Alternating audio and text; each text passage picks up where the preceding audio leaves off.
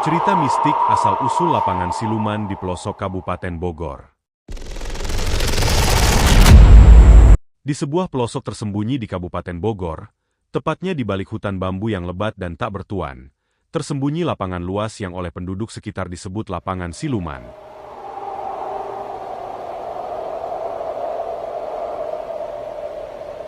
Lapangan ini dahulunya tidak tercantum di peta manapun. Siang hari tampak seperti tanah lapang biasa, berumput hijau dan dikelilingi pepohonan rindang sawah dan sungai kecil.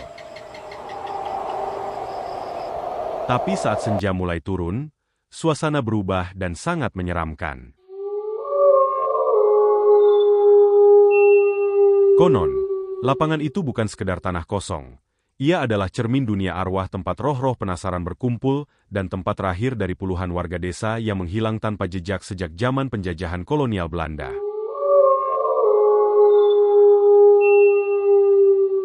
Pada abad ke-19 saat Belanda masih menjajah, daerah itu adalah lokasi kerja paksa membangun jalur logistik dari Batavia ke pedalaman Jawa Barat.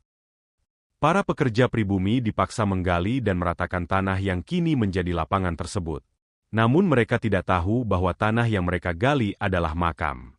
Masal kuno tempat dikuburkannya korban wabah misterius dari ratusan tahun sebelumnya.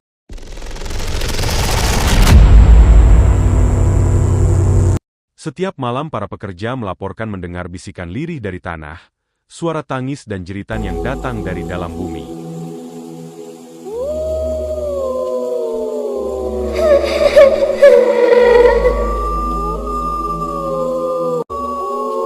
Tapi para pengawas Belanda mengabaikannya, menganggap itu hanya halusinasi akibat kelelahan. Hingga suatu malam, seluruh kamp kerja menghilang, tidak ada satupun yang tersisa. Tenda-tenda masih utuh, peralatan kerja berserakan, tapi manusia lenyap. Sejak saat itu penduduk sekitar menyebut tempat itu lapangan siluman. Karena siapapun yang melewati area itu saat matahari tenggelam berisiko ditarik ke dalam dimensi lain yang disebut wilayah bayangan. Diceritakan, dahulu ada seorang pemuda bernama Andi nekat masuk lapangan itu untuk membuktikan cerita itu hanya mitos. Ia membawa kamera dan kompas mencoba mengelilingi lapangan dari tepi ke tepi.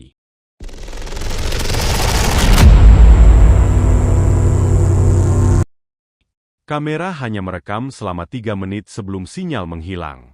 Dan Andi tidak pernah kembali. 3 hari kemudian, kamera itu ditemukan tergantung di pohon bambu dengan rekaman terakhir yang mengerikan.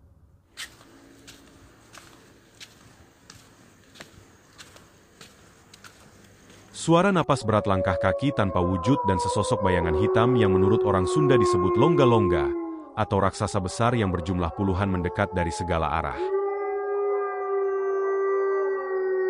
1 detik sebelum kamera mati, terdengar suara pelan tapi mengerikan. Kau sudah melihat maka kau tak boleh pergi. Hingga kini warga kampung terdekat telah membuat larangan adat untuk tidak melewati batas lapangan saat senja. Bahkan hewan ternak pun tidak pernah mau mendekat ke area itu. Namun lapangan itu tetap ada seolah menunggu mangsa berikutnya. Dan katanya, saat kabut turun di malam Jumat Kliwon, akan terdengar suara tawa kecil anak-anak dan sering terdengar suara ringkikan kuda yang menyeramkan diiringi lolongan-lolongan anjing hutan yang mengerikan. Ula-ula tangga, siapa jatuh hilang nyawa. Pesan terakhir dari sesepuh desa, kalau kau lihat lapangan yang tak ada di peta, jangan dekati. Karena kadang, yang tak tercatat justru paling berbahaya. Namun di saat memasuki era baru pembangunan kedaerahan, kini mulai banyak dibangun perumahan-perumahan dan pabrik di lahan-lahan di perbatasan lapangan siluman. Tetapi lapangan tersebut belum terjamah dan keangkerannya pun masih mengandung mistis dan menyeramkan hingga saat ini.